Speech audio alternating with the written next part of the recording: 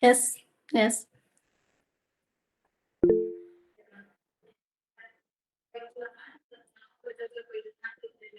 Yes.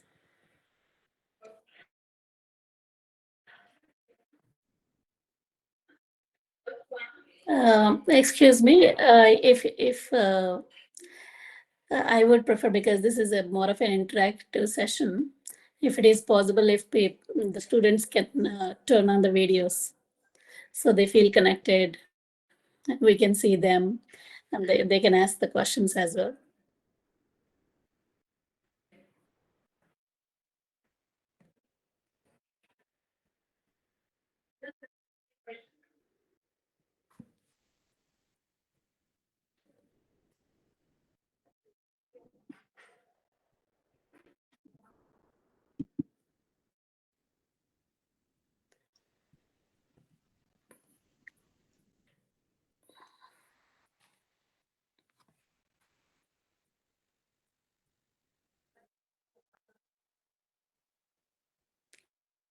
Now, so if they can turn on the video. Yeah, it's good to have an interactive session. So probably students, please feel free to turn on your cameras. Especially as the whole world is going virtual these days. So the only way you can interact is through these calls. So the comfort of turning on the video is then only it makes it easier to connect.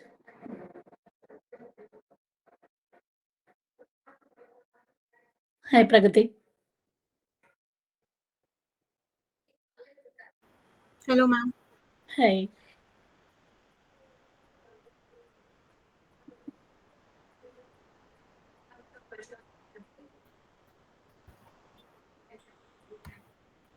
Ma'am, actually, my question is to Vijaya ma'am specially.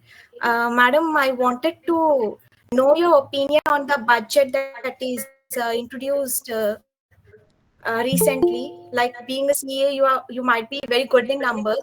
So I wanted to know what are the positive and negative aspects of budget on the upcoming startups and also on the IT professionals or employees. And does this budget cater the problem of unemployment in India? Yeah. Uh, the major negative from this budget this time is there is some echo coming up. If someone is not, yeah. So the major negative from budget that I'm hearing is the tax rates are increased a lot, right? There is increased on the capital gains, short term, long term. Overall, the income tax rates were increased, which is hitting the middle class. But there are definitely a lot of positive points from the budget. But the implementation will say the answer. The positives are it is creating so of a lot of initiatives uh, to encourage the youth to start the startups. The funding, there's a huge funds that were allocated to give the micro loans, mudra loans, all of that. And also specific industries were specifically encouraged, right? The renewable energy industry, that is one. And the more innovation on the healthcare industry. And I think yeah, IT, there is no specific mention about it, but any given industry, if they get, agriculture is another is an industry. These are the three industries that they get benefit out of it. So irrespective of what industry gets benefit, IT indirectly will get benefit, because now IT's focus will be on those industries to help to build the solutions. Yeah, but definitely there are good initiatives to encourage in general entrepreneurship, and also to encourage specific industries need of the hour like agriculture and renewable energy. Definitely will get good benefit out of the budget. Yeah. Thank you, ma'am. Ma'am, I even had a question for you, Mona ma'am. Actually, I wanted to know what are the underrated and overrated domains in startups. Like, which domain in startups have reached the saturation point, we can say, and we need ideas out of the world. Um, yes, as I mentioned, the points, there is untapped market and existing market. And also, whenever you come up with a startup, it doesn't need to change the world. So as long as you are actually solving a problem that nobody is solving, that is like untapped market. Not that nobody else might have got that idea, or this may not be like eureka moment idea, but solving a common problem can be a good startup idea. Coming to the saturated versus unsaturated, usual IT services where we are providing the resources and all of these type of where you are providing the IT services is very, very saturated market. Wherever you are creating the product as such, has always has that niche. So well, that is how the valuation come into picture also. So whichever is saturated, even though you're doing little better than others, but still there is so much competition. That is where the valuation of the company differs a lot. So for a think of services company which is saturated, can be 1:1, 1:1.5 is the valuation of the company, whereas product can be anything. You name the price based on the niche. And coming to even like there are the staff augmentation kind of thing, and there is managed services. You take up the bulk and you take care of it, or at the level of product where you are doing actually the project for a given application development. And then next level is product. So product is a brand new innovation that you have to come up with. You are the creator, you are the innovator.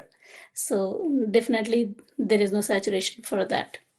If you are coming up with a brand new, that means you are creating something that was not there before. Did it answer that question? Yes, ma'am.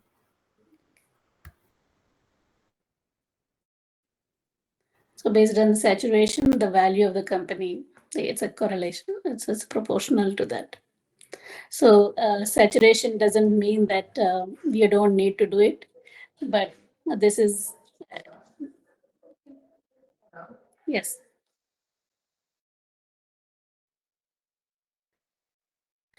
So think of there are restaurants in one area in Hyderabad. It's a saturated market. Doesn't mean that you are not supposed to start one more restaurant. But as long as you are catering to, as long as you know what is your specialty and who you are catering to, and you can compete with the existing one, you can create your own sector. So saturated doesn't mean that you should not. But as long as you have that capability, it's always good to do what is not done by others. That were wonderful insights, ma'am. Thank you very much. Yeah, thank you. I also wanted to know from you and Vijaya, ma'am, like you might have met many people who have done startups.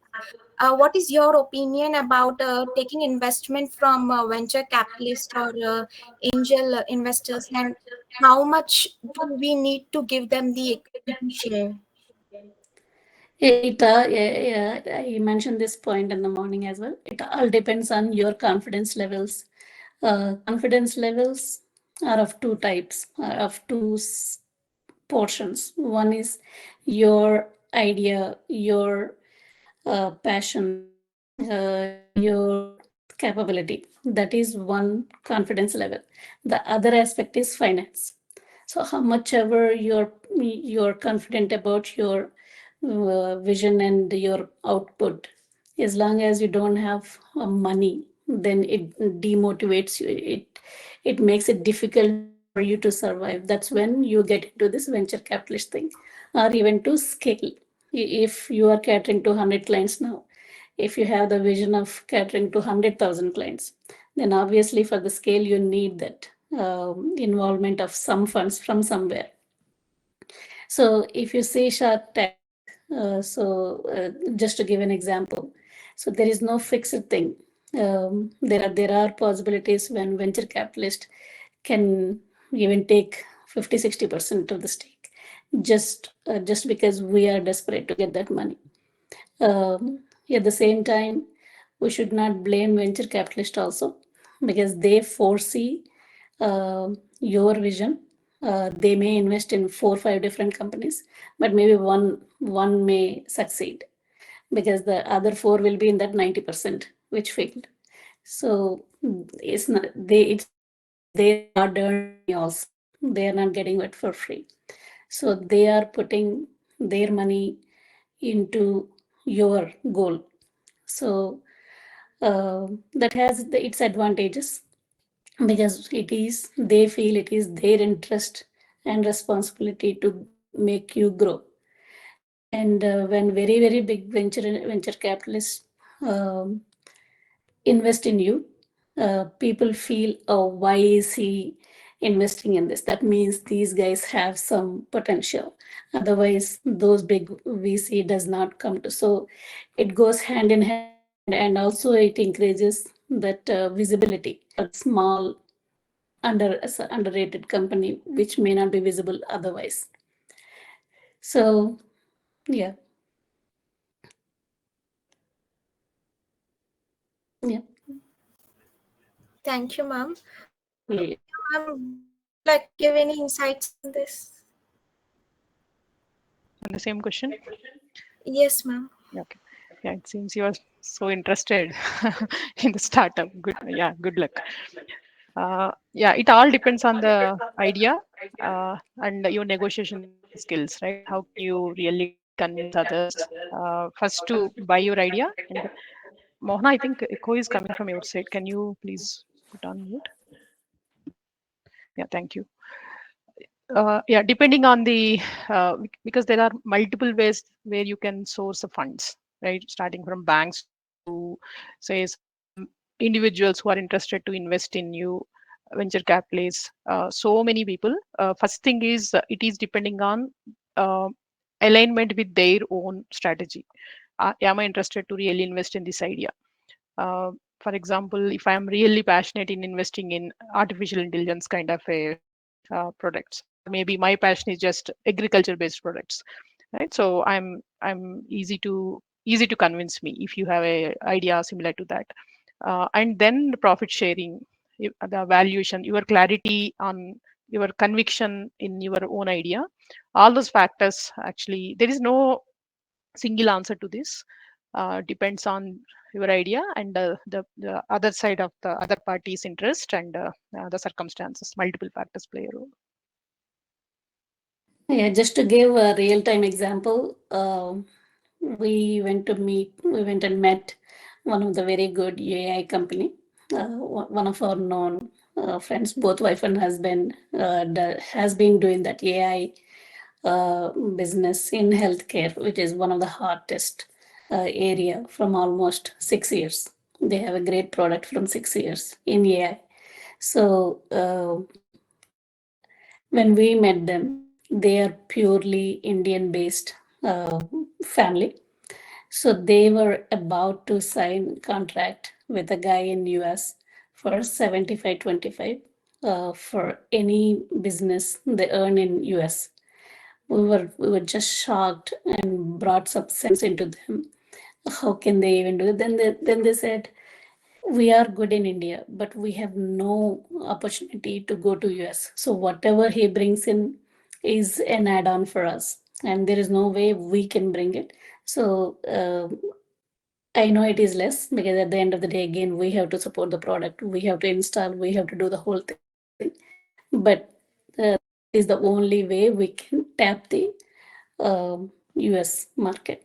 So sometimes that negotiation, sometimes the desperateness, sometimes if they go out of India, first of all, by showing US, sometimes I also think like that. Okay, I may not be making much money in this, but by showcasing US, I can easily go into other countries. But if I'm only in India, people may not give much value, like especially healthcare, because in India, healthcare market is very, very peripheral. But in US kind of companies, healthcare, financial have too many policies, too much security. It's very difficult to gain traction. So if I succeed in US, no matter how much percentage of profit, then I can easily go into UK, Australia, and many other countries.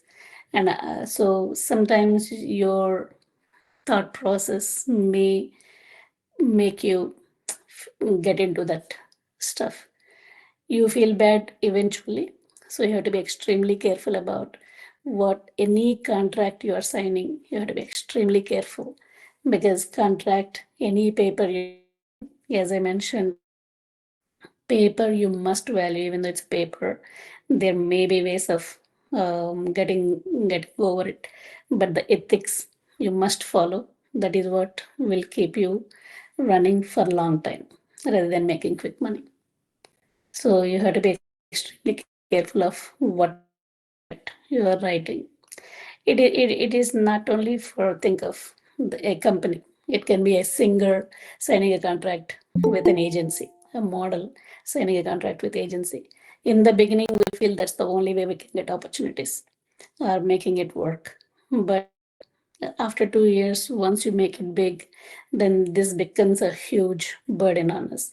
So you that's when the mentors come into picture. That's when people who are your well-wishers come into picture. So whenever you are signing something, some contract, you should talk to your well-wishers. You cannot even randomly talk to anybody because they may even misguide you and you may lose the opportunity forever. So you should talk to the industry experts who are your well-wishers. Thanks a lot, ma'am. Thank you for sharing the information and answering to all my questions so patiently. I really appreciate that. Thank you.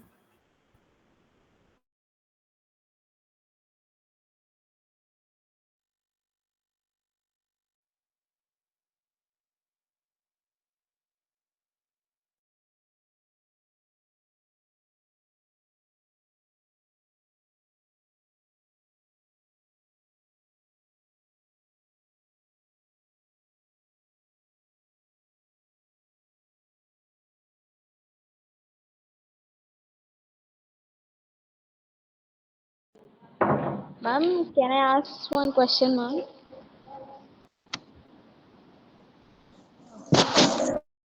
Ma'am, what are some successful strategies for promoting work-life balance, ma'am,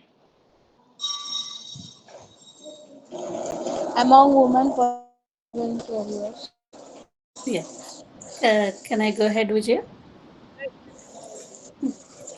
I can talk on both behalf of both Vijay and me. Uh, Okay. we are able to balance, not like very strategically or very. We didn't put in strategies or we thought through this. We didn't do that. It somehow made it happen naturally. Maybe because of our personalities or our passion for work. Both of us have been working with Vijay from 25 years. She has been working with from 23 years in corporate or in business now without any break. So, which is very, very unusual, unless it is in government sector or some banks, not those traditional.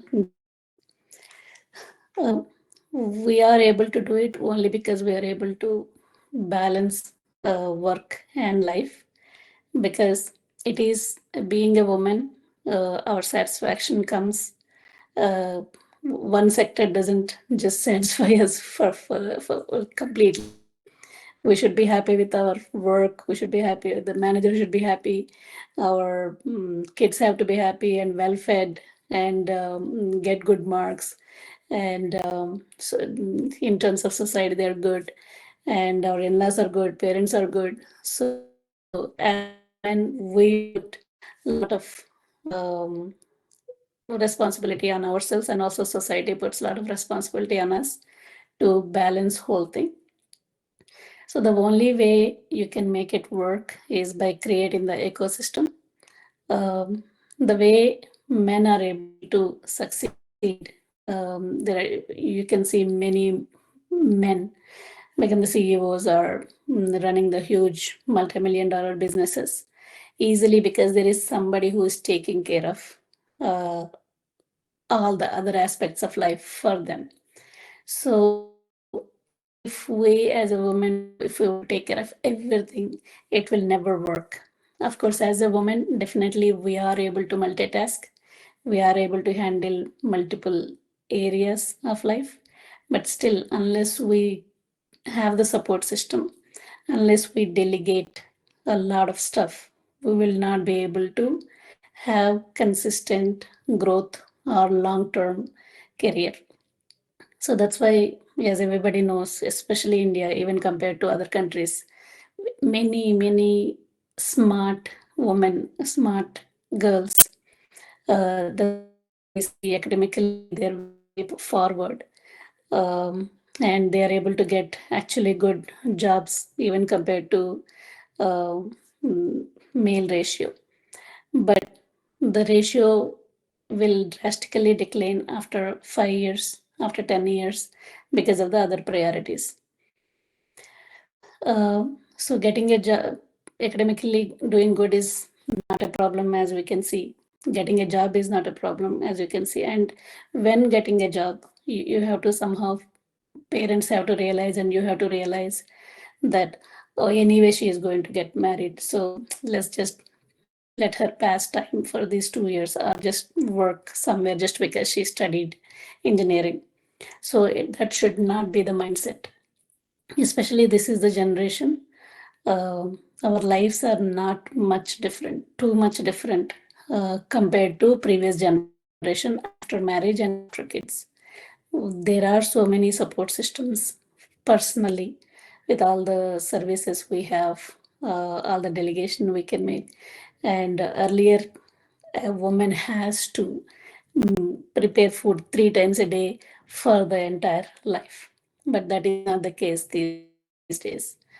Or companies are providing lots and lots of facilities, work from homes, especially after COVID, especially in IT. We are in the best, employees are in the best, not me as a company owner, but employees are in the best industry possible after COVID for all the facilities, all the leniences they have. So that itself is already creating the work-life balance compared to before.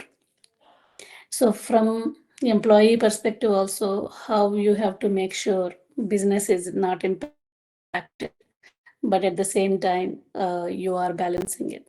So create that ecosystem, take help from whoever it is possible, have cordial relationship with everybody, parents, in-laws. I'm talking about after marriage because that is when the problems of priorities come into picture. Create that very good rapport with everybody around, friends, relatives. So that's when you can actually delegate some of the stuff, and they feel for you, they enjoy your growth, they are part of your growth. So you definitely need to create that ecosystem. And at the end of the day, whatever you're working, think of a job. You are actually doing job for somebody else's growth.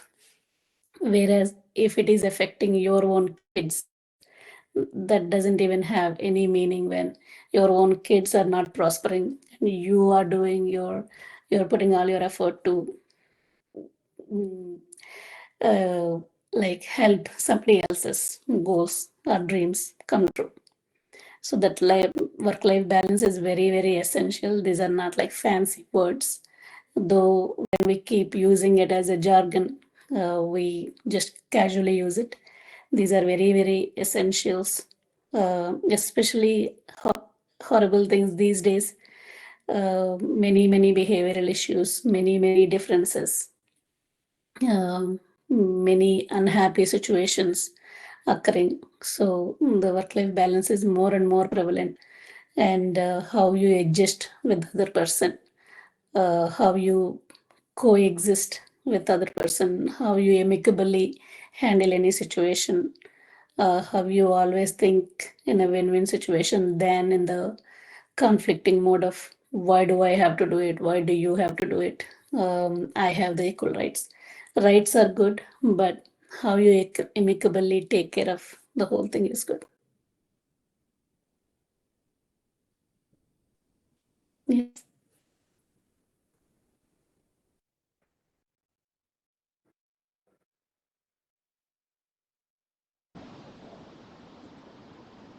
Thank you. Can I proceed with it, ma'am?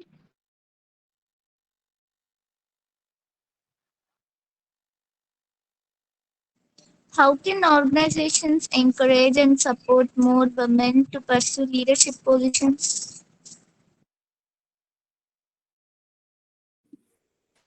Um, it is actually changing. It is getting better. In if you consider the whole ecosystem, the company ecosystem, there are big companies, there are mid-level, and there are small companies. Big companies fortunately have these statistics to be met. They have to have this percentage of women in the leadership, in the mid-level management. So they are putting the efforts to maintain that percentage for their own statistics to showcase themselves as we are the best company for mothers, we're best company for women, for those awards, and there's a social responsibility as well. Uh, Even the mid-level companies and small companies should be focusing these aspects. When we think from the statistics perspective, it will become a burden for small and mid-level companies.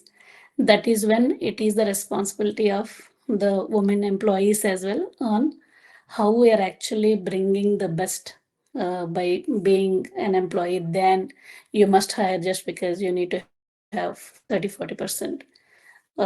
So how you can elevate, how you can showcase that positive aspect of their hiring. So I feel whenever I hire a woman, I feel it's actually advantageous, not just because we're women leaders and we want to have that balance. They have more credibility, they have that more loyalty. They don't keep switching just because somebody else is giving 1 or 2 lakhs more. Um, just because they have the other part of the life, whatever the amount of time they're spending at work, they are dedicated for that. And definitely other aspects of very attention to detail. All of that I feel is very good advantages.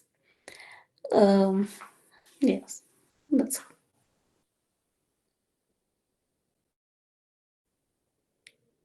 Anything from you, Vijay?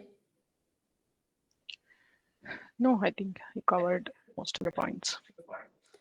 I should not say it, but one thing which we actually felt, I felt bad when government came up with this um, 6 months maternity leave. I should not, I should not say it, but for a small to mid level company, it's a huge risk and a huge what do you say impact, negative impact.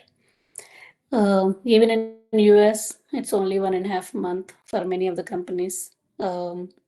So it's not that mother does not need more than 1.5 months, but we should be able to um, somehow balance and have that. Especially in India, it's easier compared to US.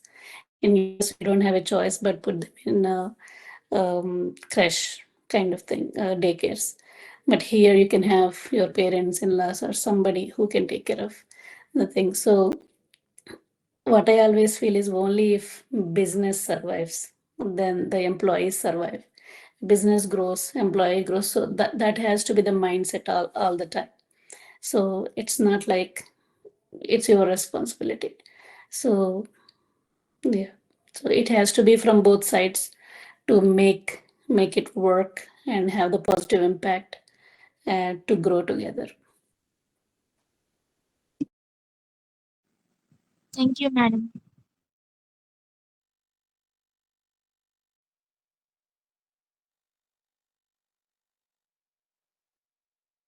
Yeah, ma'am.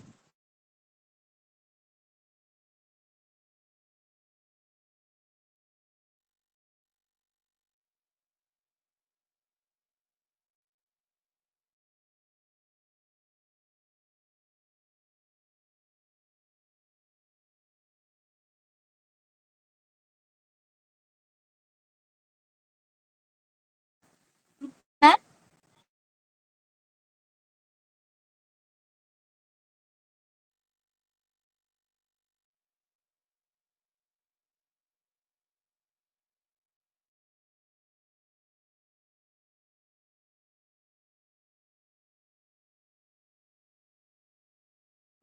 Ma'am, can I ask a question?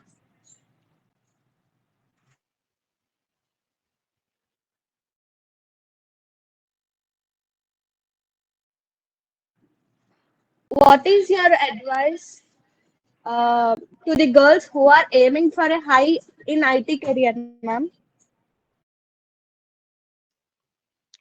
Okay. Do you want me to take up? Yes, go ahead. Okay. Yeah, Muktika. Thanks for asking. It is good to see you also if you are able to switch on the camera. Yeah, sure, ma'am. Okay, good. Good to see you.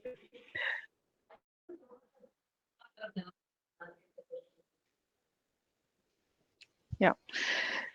So I think from morning onwards, either in Mohna's talk or me, we talked a lot about the dynamics of IT industry. Mohna, can you please mute? Yeah, thank you. Yeah, if definitely as a engineering graduates, without thinking about IT, you cannot survive, right? Whatever you join healthcare, you join financial industry, any industry, you have to really without information technology, computers, you cannot survive. The way, as I explained in the morning, the innovation, AI, ML is touching everyone's life. So, building career in IT, uh, women has more opportunity because a lot of organizations, Mohan has just talked about how organizations are building the ecosystem support. In fact, some of the large organizations has a mandate to hire. We need to have at least say 35%, 40% women in technology. uh, Me and Mohna both had an experience in driving women in technology kind of initiatives in big organizations. So we always struggle to find good talent.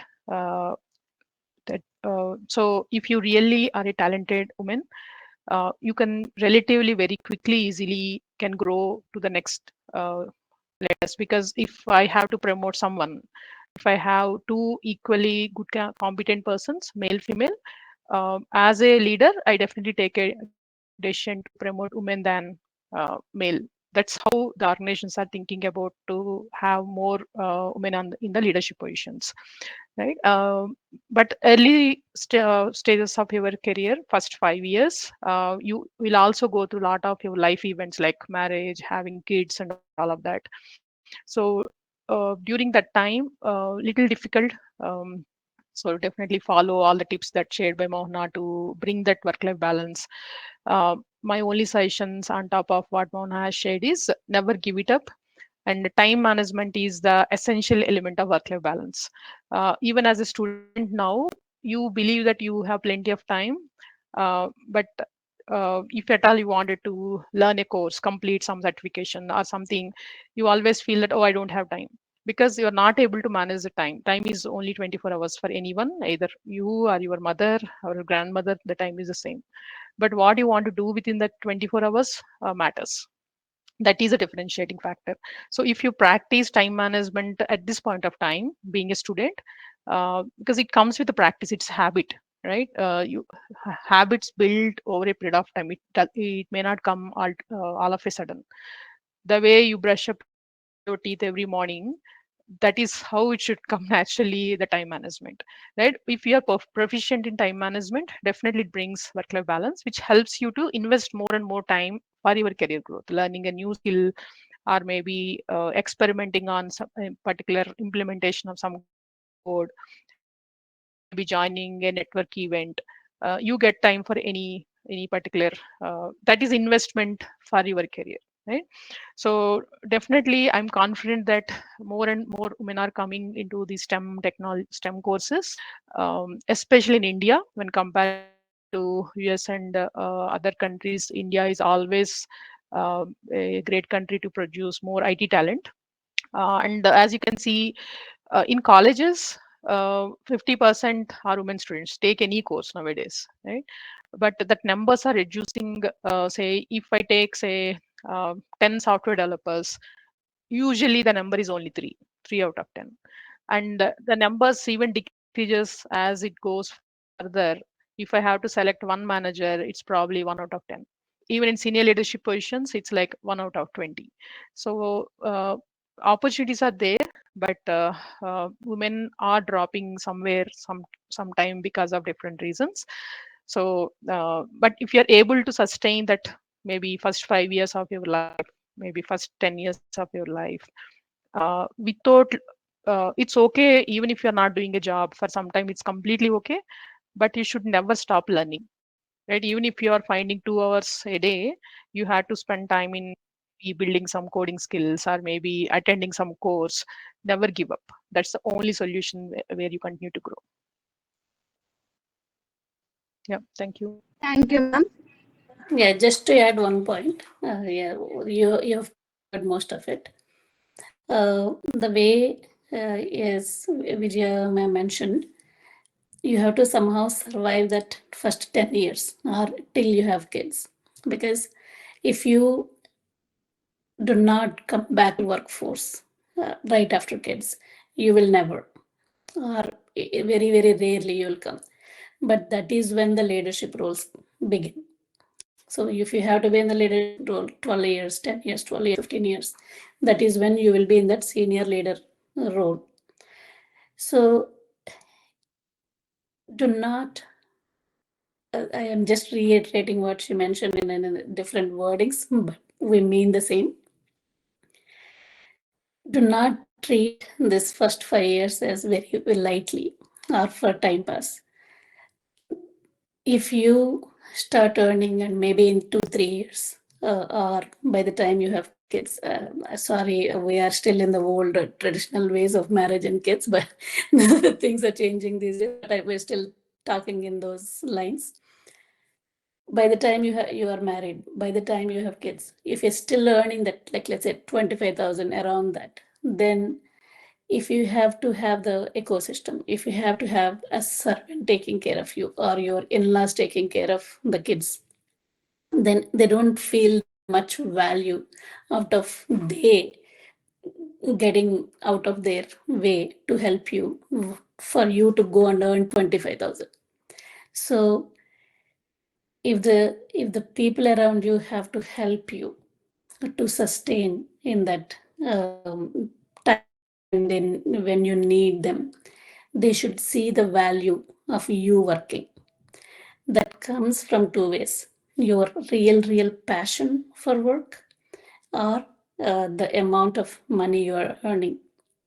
So if you just do the time pass, nobody will help you to go and enjoy at work while we are taking care of your kids.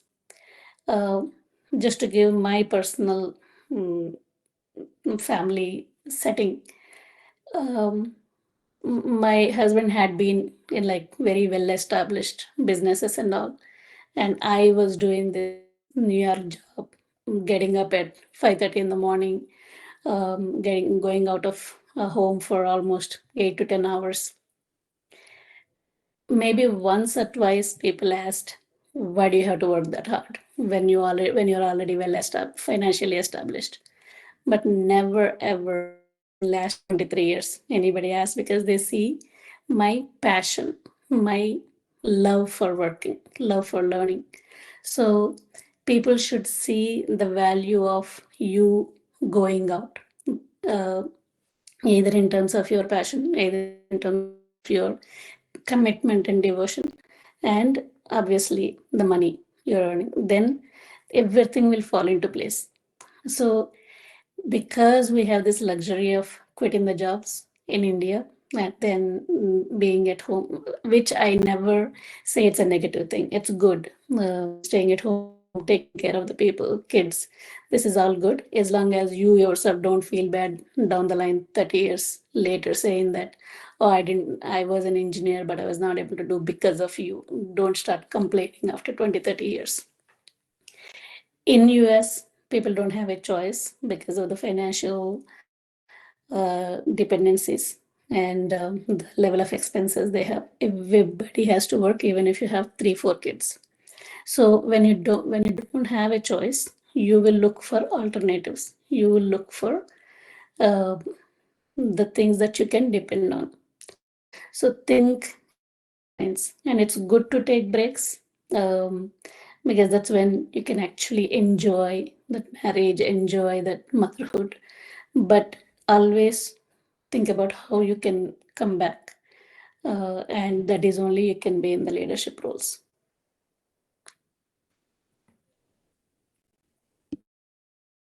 Thank you, ma'am.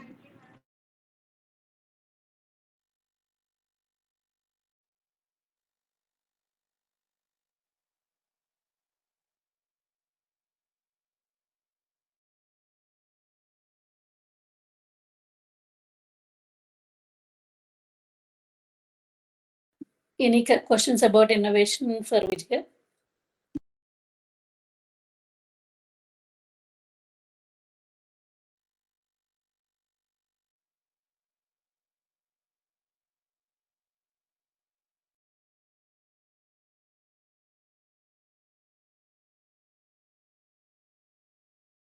And definitely, companies are, as I already mentioned, companies are already giving a lot of opportunities for women. They have these um, flexible settings where you can work from home or work for different timings. And government has so many subsidies. So many subsidies, maybe so much of loans as a diversity section. So look for those things, and not always we have to look for what is our plus point compared to other entrepreneurs. But just because we are from IT backgrounds, and also because IT is needed for all, somehow think along the lines of what can I do. If you have any other passion, even like fashion designing, even if something else, you don't need to quit IT to go into that. Even if you have to start a startup, even if you have to do anything, even if you have a lot of money and want to run a business, um, don't be in the mindset of, oh, programming is not for me. I see that trend a lot these days, because even our kids, they're like, programming is not for me, math is not for me, I want to get into the business, I want to get into the economics. So don't take business as an easier alternative. Especially we are in the generation, any business, even forget about business, even being a doctor, it's good to have IT knowledge. So you, any field, think of when I went to some jewelry shop, what she was saying is she is in business from last 40 years. They're good. They have been doing good. But her kids came into the business very recently from last 2, 3 years. What used to be a very good wholesale shop in remote Hyderabad became a global jewelry store just because of simple digital marketing that her kids brought in. So even though kids got into the legacy business of a jewelry store, they could bring 100% more profits just with a little bit of technical help. I went to US recently. I was talking to a lawyer So he came to me, he is shivering. Okay, what will happen to us? I mean, he is such a big attorney, charging like $400, $500 per hour. And he's in the business, his dad was in the business. So he's like, "Oh, what will happen to us when AI comes into picture?" Then I said, AI only helps. AI will not wipe out. AI will wipe out only when you are not adapting to it. When you let AI facilitate things for you, you will only grow. It will be an add-on. So we're actually coming up with some demos of how help, how Rennie systems can help an attorney. Same is the case with some hospital. I went for some just simple physical examination, and they kept doing the same thing. They gave 15 pages, especially in US. This documentation is very important, especially any healthcare industry. So they were making me write 15 pages. I'm like, where were you? The whole world is like advancing so much, and you're still making me write 15 pages, filling up form in 15. So whoever advances, whoever takes help of IT, irrespective of which domain, uh, that only advances, that only helps. So do not think, oh, I did at CS, computer engineering, some engineering just for the sake of academics, just because of degree. Uh, Take advantage of whatever happened in third year, fourth year. Start learning the market standards. Start learning what is happening in the technologies. That only helps. That will become essential. That will become essential for survival going forward.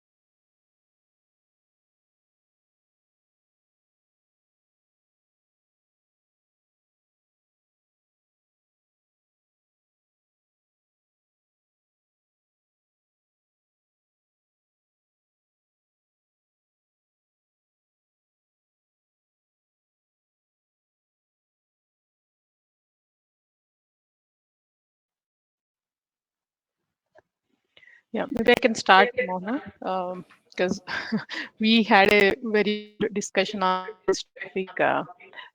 My son is in BTech now, right? So we're discussing on. He was actually talking about how the composition of students, BTech students, has changed over a period of time in his college. Uh, Even colleges are increasing the seats in, especially the more computer science and AI, ML, more and more. 80% of the seats are gone to these courses, right? So, in fact, he was discussing with his friends. Uh, It's always like supply and demand, right? What kind of by the time you complete your graduation, depending upon the job market, uh, definitely there are chances that for certain given uh, like for example, uh, data science, last 2 years 3 years data science is coming very big. The reasons I explained, right? Because every company is trying to get value out of the data, so they are experimenting on the data, so they are hiring more and more data scientists or data engineers or whoever are comfortable with the AIML and those things. So that's the reason engineering colleges are coming up with more and more courses in this area. But at the same time, parallelly, industry is also struggling to derive value out of investment in these AIML, big data. So today morning I mentioned about the big companies invested $600 billion, and they are now struggling to get uh, value out of it, right? So the moment they realize, obviously they try to reduce their investments. That is how people start losing their jobs, or they don't want to hire in. Say if I have funding of say 100 crores as an organization, I wanted to invest in data science technologies. It will take some time, maybe 2 years, 3 years, 4 years to see out the result. After 3 years, if I realize that as an organization, I'm not getting any value out of it, obviously I need to lay off, say maybe one fourth of my staff, or I don't want to hire any more data scientists in my company. That is how the trends get changing, right? So there is no bulletproof answer here. The only way it can help students is continue to stay tuned with the industry, right? How thing. So you need to be really good in any one specific core skill. So as a programmer, as a developer, at least I was suggesting the same thing to my son also. Be good with, say, if you want, at least I want to consider you as a good Java developer, simple, nothing else, right? Or I want to consider you as a very good in data structures, right? This guy really knows data structures very well, or this person really very good in Python language. You have to be really good with any specific skill set in depth, right? So uh, yesterday I was reading one particular article. There is something called COBOL. I don't know how many of you even remember know about that. Uh, 60% of the major banks and all still using COBOL till today, right? So it was a 60 years old language. Still, I mean, the average age of COBOL developers are 55 to 65. What if they get retired? It is very difficult to come out of those systems because a lot of legacy code is built on COBOL. Still, there are jobs for COBOL. Still, there are multiple jobs for Java developers, even though Python, a lot of new technology. So the key here is you need to have the strong skill set in at least one particular area, right? And then you need to be at least knowing the other trends. Then depending upon the situation, depending upon the jobs, usually when companies hire you, what they look for is this guy, is he or she is very good in a particular skill, uh, clarity of thought and adaptability, right? Because the technologies, even if you learn everything today, after 2 years everything will get outdated. You need to learn fresh, right? This person is open, adaptive to learn a new technology. The thought process never changes, right? So the basics never change. 2 plus 3 is always 5. But how do you calculate? Only the process gets changed. So I think don't go around, go behind a new technology. Everyone else is learning this DevOps. Everyone else is learning. I want to learn. You need to thoroughly understand what are you are good at it, right? So maybe some of you are really good in maybe designing. Maybe UI design is your passion. Just go for it. Maybe one of you are really good in getting deep into maybe electronic circuits and all, right? Maybe that is also good. Go for it. So realize what is your passion, and really get good expertise in that area. That is, it's like something called T-shaped skill, right? So this is industry known analogy.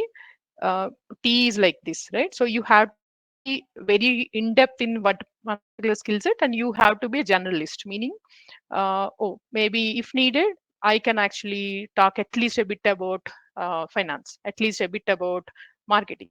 but I'm really good in some particular area. Maybe I'm an architect. I really can build a system, or maybe I'm an expert. I can really understand this particular domain very well. That is your in-depth skill. But the horizontal one is what else you can really quickly learn, right? So I think that is the only answer.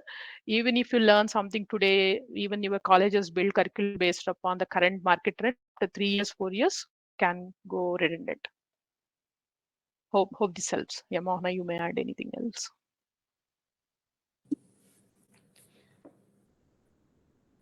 Yeah, actually, that's good. Only to add one more point.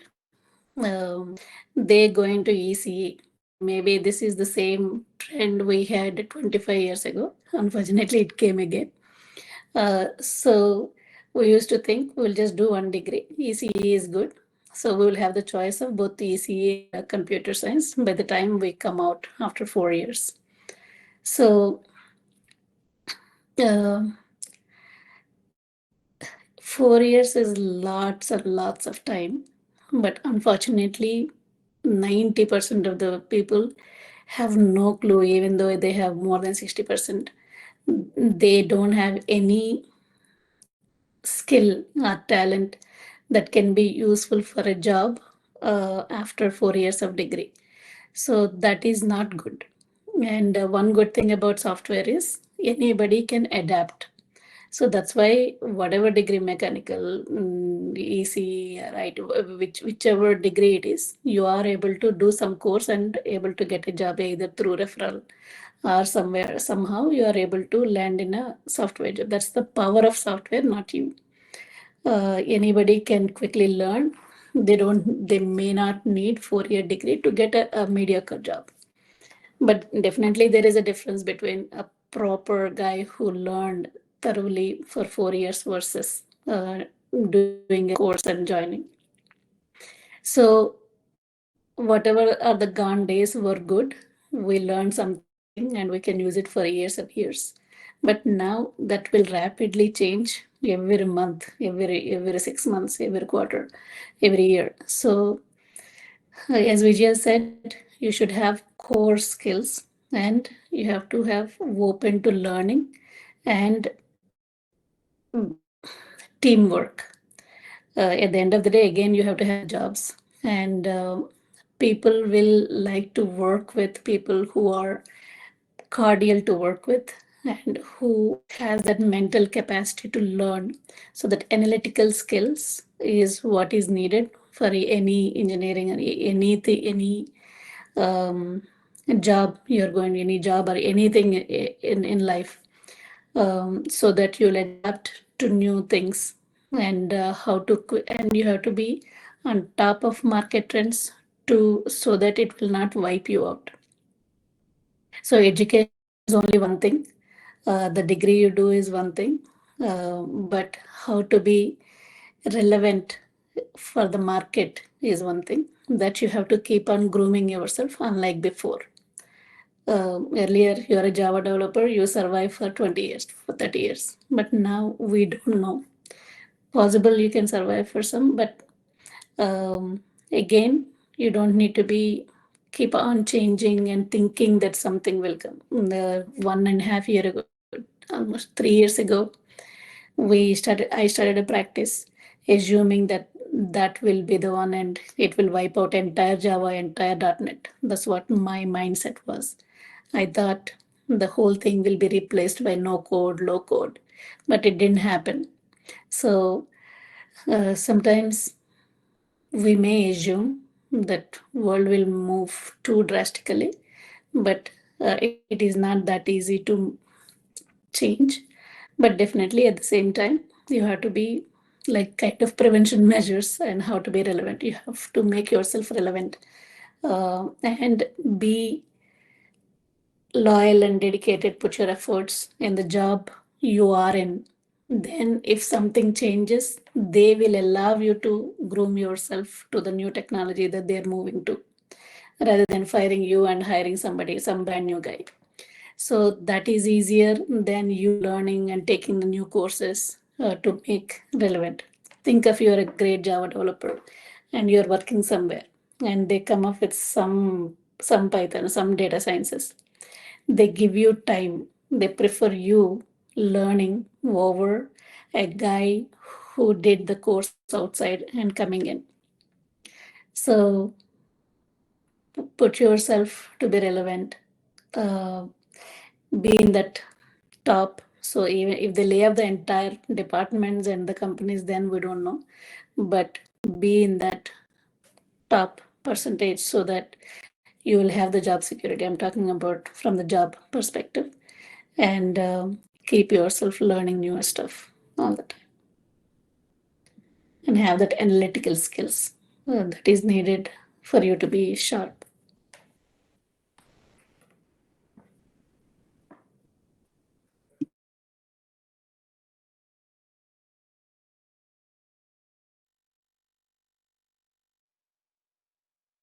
While they may come up with some, I would like to um, have three of my employees and your ex students, yes, which we are very, both Vijay and me are very proud of. Uh, I would like to introduce them. Yeah, I would like to introduce them from our side to you, so that they can share their experiences, and that will give the other fellow classmates or juniors uh, um, what to look forward to. Yeah. Hmm. Yes. Yes. Uh, Harita, Yeah, we have. are you there? Yeah, yes, ma'am. Hello. Hey. Hello, everyone. Good afternoon. Hi, ma'am. I'm excellent. How are you?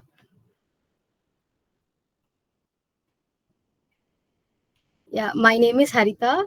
I'm recently graduated and joined Rainy Systems India Private Limited as a junior associate. Initially, I started my journey with Rainy Systems as an intern here. And after completing my internship, I was really excited to be hired as a junior associate. And moving from college to a professional job is quite challenging for me. But one of the main challenges that I was is to adapt myself to the dynamic work environment and to manage the multiple tasks simultaneously. But with the constant support and unwavering support from our Mona ma'am and Vijaya ma'am is really helping me a lot to come out of this. And their guidance has been instrumental in helping me to develop my skills and also to build my confidence levels. During my internship, I learned a great deal about practical applications of my studies and also a good teamwork and problem solving skills as well. Uh, Here I'm assigning to do a multiple tasks daily so that it is really helping me to enhance my skills day by day.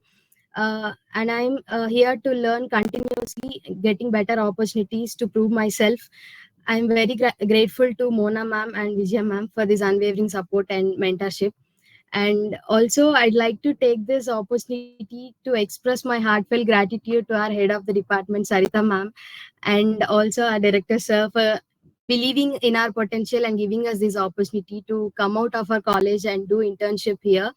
And also additionally, I'm deeply grateful to our faculty members who taught us invaluable lessons during our college days. And coming to my juniors, and my advice is to focus on developing new skills day by day and seek out some internships and focus on projects that will literally help you to groom yourself in the IT, and always be curious to learn and be proactive. It is going to help you a lot in your professional life. Grow your network and build connections that will unlock some more opportunities to get you out of this in the recession time as well. Thank you for giving me the opportunity to share my story.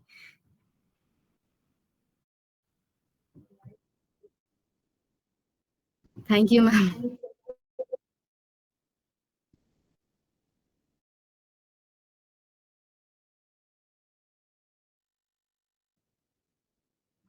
Thank you, ma'am.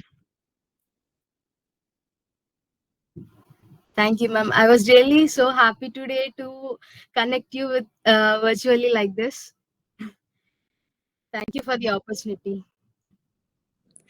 Thank you, Harita. Yeah.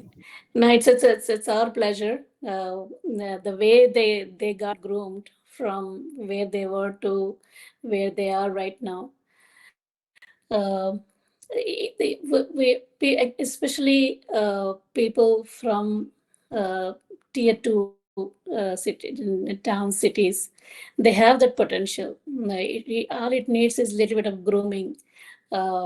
It's not that we started from scratch. They have it, but just to groom themselves to this corporate needs that little push, and it comes from both ways.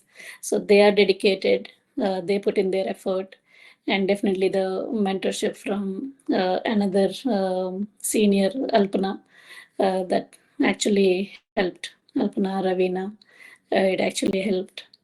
What about Geetika?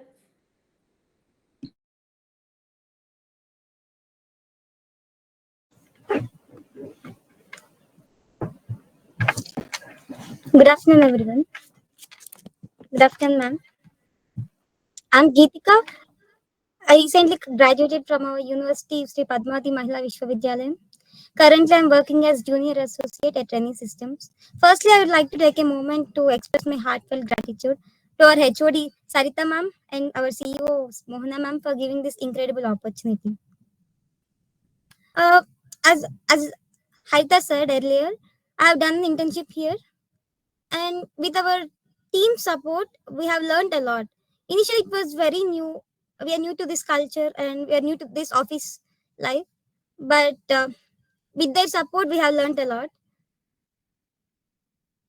And my suggestion to juniors is that, as you all know, currently the software industry is facing a tough market right now, so you just don't fear about it and keep learning and growing every day. Thank you.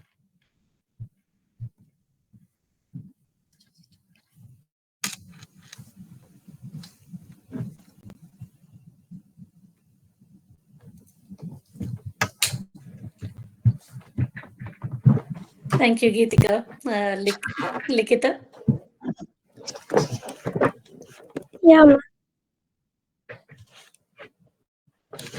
ma'am.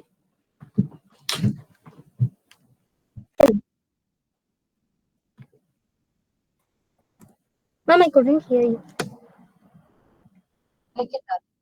Yeah, ma'am, actually, I have some problem with my laptop, so I have joined you. Yeah, my name is Likita. I'm recently graduated in our Spmvv. So I got this. Initially, I got a internship opportunity in Rene Systems. Now I'm working as a junior associate in Rene System. And firstly, my heartfelt thanks to our HOD who gave an opportunity to do internship here. And here I learn more skills and gain more knowledge, and I have the opportunity to implement my knowledge in a practical way. And thanks for giving this opportunity for our Vijay ma'am and Vijay ma'am. They supported us a lot to explore myself and gain more knowledge. Thank you. Thank you.